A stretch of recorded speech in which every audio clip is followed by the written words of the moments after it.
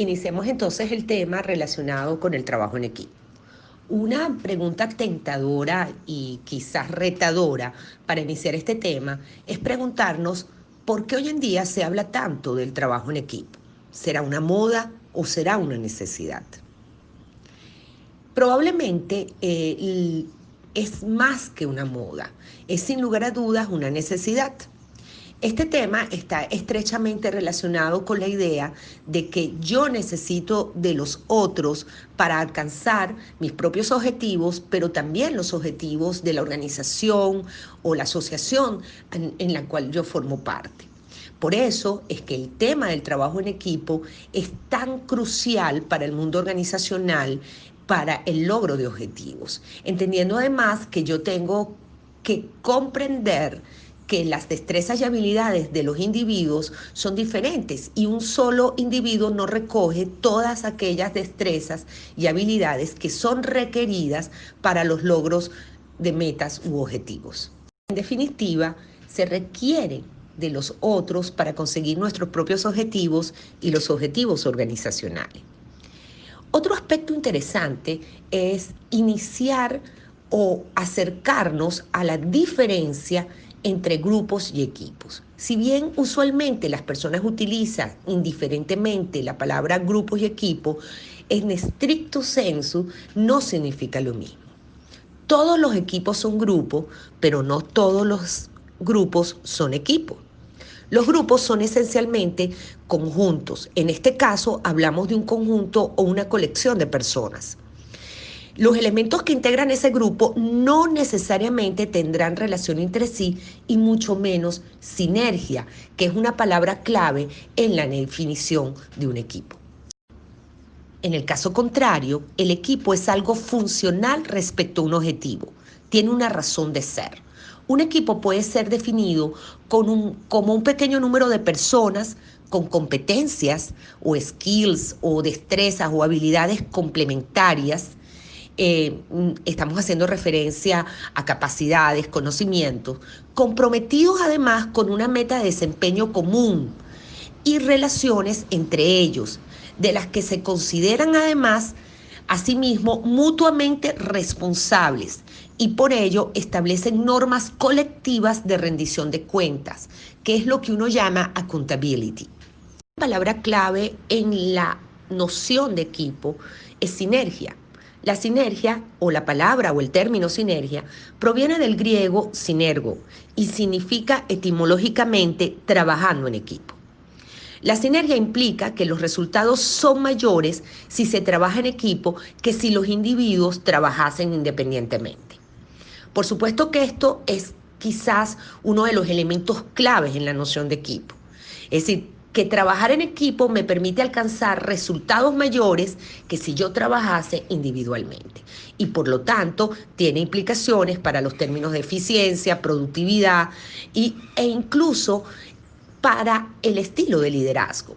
Porque la manera como el líder fomenta la unidad de cara hacia el equipo y como permite que permee la visión dentro del equipo serán cruciales para la consecución de los objetivos de esa organización, de esa asociación o de esa agrupación de personas. Los elementos son básicos en la conformación de un equipo entonces. El tema de la responsabilidad, que tiene que ver tanto con la responsabilidad individual como aquellos que atañen a una responsabilidad colectiva, que es lo que uno llama desempeño grupal o del equipo. Las habilidades que tienen que ser complementarias, pero esas habilidades no solamente se refieren a temas técnicos o a habilidades duras, sino que también tienen que ver con habilidades interpersonales y por supuesto el compromiso que tiene que ver conmigo mismo en términos de individuo, pero que también tiene que ver con todos los productos del trabajo colectivo. Considerando un poco las ventajas y las desventajas que tienen que ver con el trabajo en equipo, evidentemente surgen ideas naturales que incluso responden a esa primera pregunta retadora que colocamos al inicio de la unidad, que tenía que ver con que si el equipo o el trabajar en equipo era una moda o una necesidad. Obviamente que como ventaja un equipo suma esfuerzos y por lo tanto genera muchas más opciones, tanto para el proceso de toma de decisiones, para como la manera de hacer las tareas. Complementan habilidades diferentes, mejoran la capacidad de reflexión, proporcionan información más completa, porque al podernos comunicar de manera adecuada y al funcionar como un equipo, eso permite que tu información se complemente con la mía y con la de los otros integrantes. Y por supuesto, incrementa también la posibilidad de aceptación por parte de los distintos actores que integran la organización, porque si estamos tomando una decisión de manera colectiva, yo me siento partícipe o dueño de esa decisión. El lado de las desventajas de los equipos, o su lado oscuro, no podemos perder de vista que un equipo implica interacción de emociones y si eso no se gestiona de manera adecuada puede tener un impacto negativo en el desempeño colectivo. Luego también está todo el tema de la formación e historia de las relaciones interpersonales, que es lo que uno llama la mochila o el equipaje que uno carga, que da lugar a simpatías y antipatías, alianzas y antagonismo, que también puede afectar adversamente el desempeño del equipo. Otra patología que puede estar presente dentro del equipo y que finalmente impacta adversamente el desempeño colectivo tiene que ver con la homogenización de pareceres o pensamiento grupal. En ese caso, lo que ocurre es que el equipo pierde su esencia. La esencia de un equipo es el disenso, el disentir, es que la gente piense diferente. Si un equipo se comporta como un individuo, ha perdido entonces su razón de ser. Una de las desventajas de los equipos que no podemos perder de vista tiene que ver con la responsabilidad ambigua. Si bien desde el principio de esta unidad hemos hecho énfasis en la responsabilidad colectiva y la corresponsabilidad de los miembros del equipo en cuanto al desempeño colectivo, sin lugar a dudas, esta es una de las grandes desventajas, porque ante un error o una omisión, una equivocación, la responsabilidad se diluye porque todos somos responsables. Por ello, un elemento crítico en el caso de un adecuado funcionamiento del equipo es el establecimiento del feedback o retroalimentación de cara hacia el interior para indagar, reflexionar sobre la responsabilidad de quienes actuaron sobre esa acción inadecuada. De cara hacia afuera, el equipo es compacto y asume la responsabilidad colectiva, pero de cara hacia el interior debe haber responsabilidad individual. Eso siempre va a funcionar de manera adecuada cuando los equipos están cohesionados, tienen normas claras y precisas, cuando existe un liderazgo positivo y por supuesto existe confianza. Finalmente, la última de las desventajas asociadas a los equipos tiene que ver con el tiempo. Efectivamente, dos cabezas piensan mejor que uno y por lo tanto hay mejor opciones y mayor calidad en las decisiones que se pueden tomar, sin embargo, lo hacen más tarde. Precisamente por ello, en algunas circunstancias, cuando hay que tomar, por ejemplo, decisiones expeditas o rápidas, generalmente no se recomienda el uso de equipos o si se hace uso de ellos, tienen que ser equipos muy pequeños.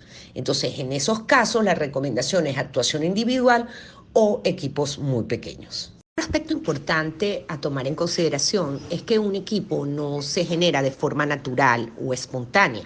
Un equipo atraviesa unas etapas para conformarse.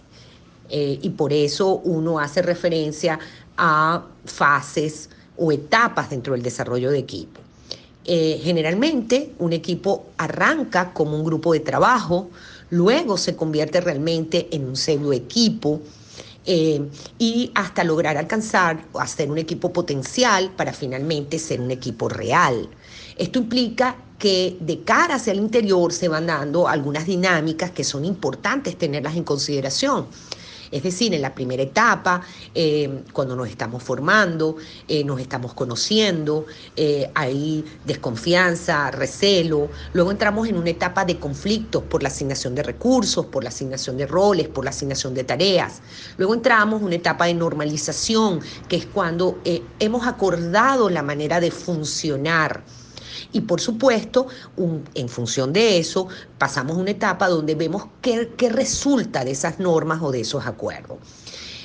Cada una de esas etapas pues tiene riesgo de fracaso, pero lo importante es que el equipo sea capaz de aprender de esos fracasos y revisar por qué las normas fueron inadecuadas de cara hacia el interior del equipo o por qué las reglas. También recuerden que hay equipos que son equipos de proyecto y que se conforman con un objetivo claro y una vez que el objetivo es alcanzado, desaparecen. Una manera de entender entonces a los equipos es aproximarnos a algún modelo. Uno de ellos es aquel que lo concibe como dos grandes dimensiones o asociado a dos grandes dimensiones. Una dimensión que tiene que ver con los recursos, que es una dimensión mecánica, que pretende dar respuesta a las tareas y a los contenidos para los que fue constituido el equipo, y una aproximación o una variable mucho más asociada a los procesos que tiene que ver con las dinámicas de comportamiento que se producen como consecuencia de la interacción de los miembros del equipo. La combinación de ambas variables, es decir, de recursos y procesos, da origen a un resultado que va a medir la efectividad del equipo. La dimensión mecánica o la variable recursos del equipo tiene que ver con el contexto organizacional, con las metas u objetivos del equipo, con el tamaño del equipo y con las características personales de sus miembros.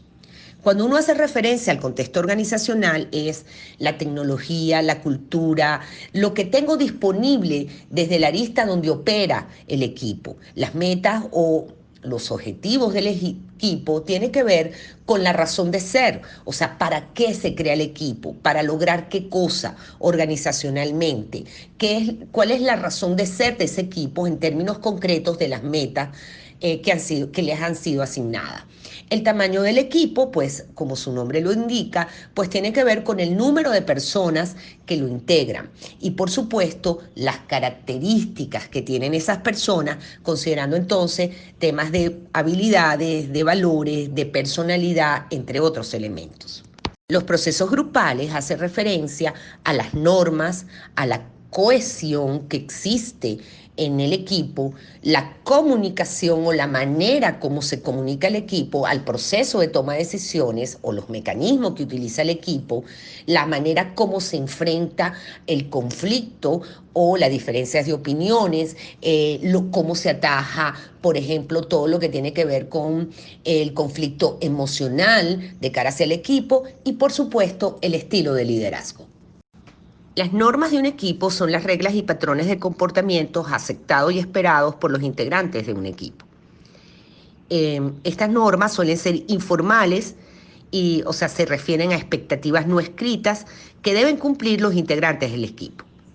Las normas también deben promover conductas específicas en los integrantes del equipo consistentes con las metas u objetivos para que fue creado el equipo. La cohesión o refleja más bien la fuerza o el deseo de los integrantes de permanecer en el equipo y de su compromiso hacia este. Tiene mucho que ver con el apoyo social y el espíritu de equipo. La comunicación es el proceso, por supuesto, interpersonal que permite a los miembros del equipo interactuar mutuamente para obtener y compartir la información necesaria para la realización de sus tareas. La comunicación nos va a permitir entonces tener control sobre lo que ocurre dentro del equipo, motivar al equipo, permitir la expresión emocional, expresar frustraciones y sentimientos de satisfacción, hacer que fluya la información y además todo lo que tiene que ver con garantizar la cooperación que es un elemento crítico en el tema de un equipo. Además de los procesos asociados con la cohesión, normas y comunicación, hay que prestarle atención al estilo como el equipo toma decisiones. En efecto, los equipos se pueden distinguir por el grado en que a todos sus miembros se les permite participar en las decisiones. El estilo de decisión más frecuente que adopta un equipo va a estar estrechamente relacionado, por supuesto, por las características personales de sus integrantes, por el estilo de liderazgo, por la manera como se comunica, por el tipo de problemas que enfrenta, con los recursos que dispone, entre otros aspectos. La realidad es que cualquier método de decisión grupal tiene ventajas y desventajas.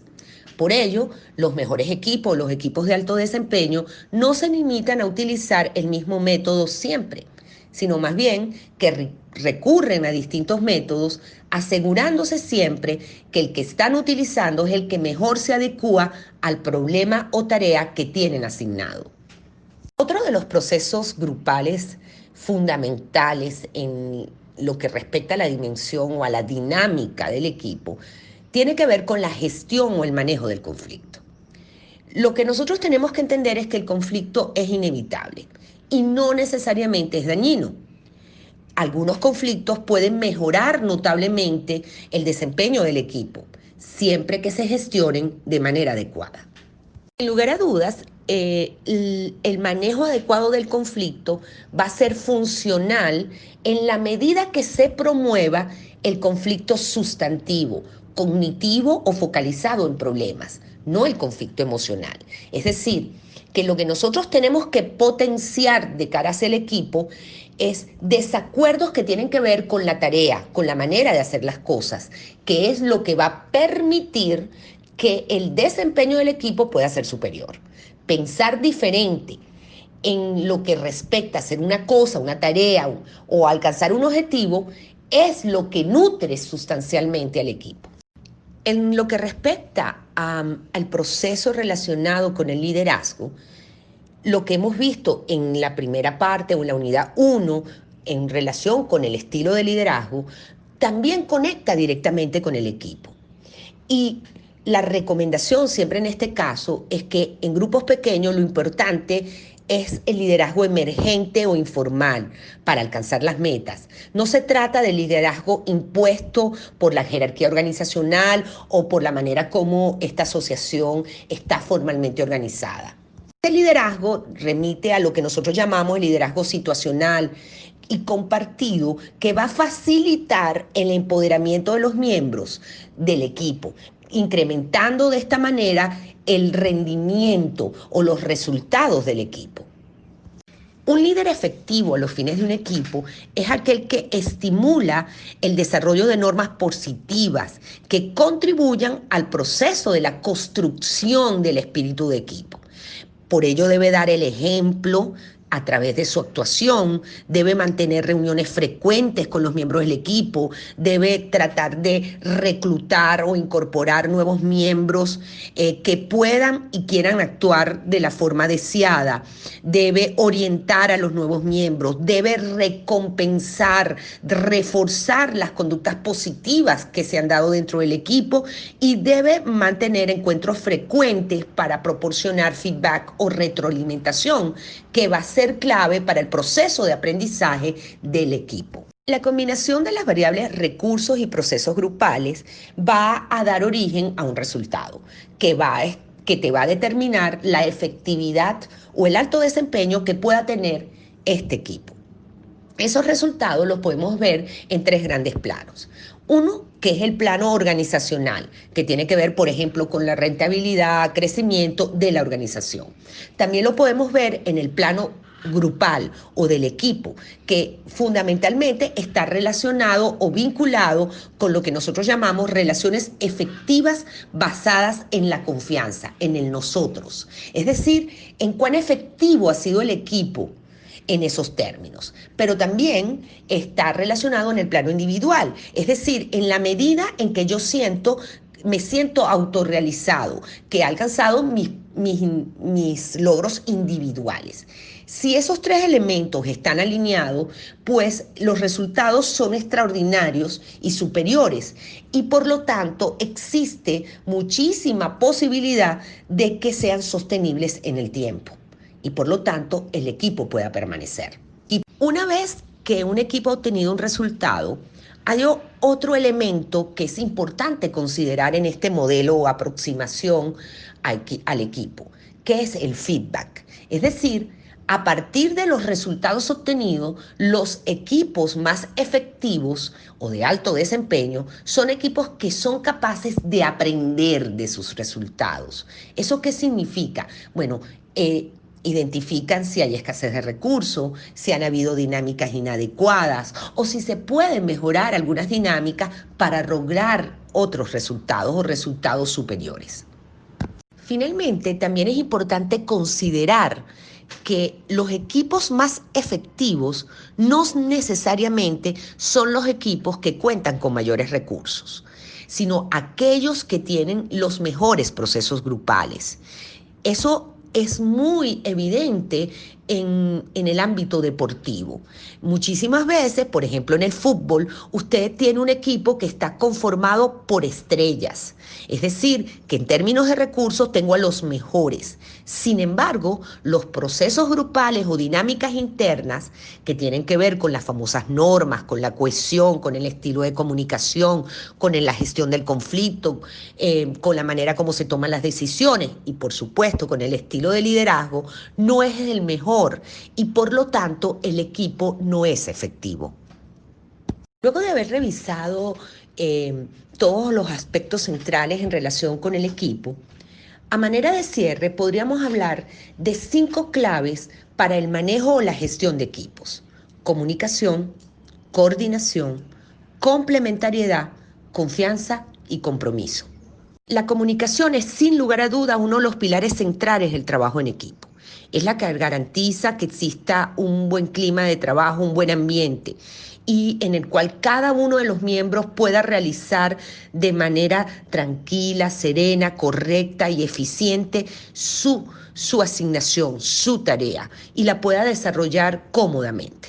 La coordinación es otro elemento crítico en el trabajo en equipo y esto remite a la función específica del líder y está fuertemente asociado con el conocimiento que debe tener el líder de su equipo, es decir, conocer a su gente, porque es él el que va a tener la responsabilidad de coordinar las tareas y asignar estas a cada uno de sus miembros en función de sus habilidades, es decir, asignar los trabajos a las personas que mejor preparadas están para ello.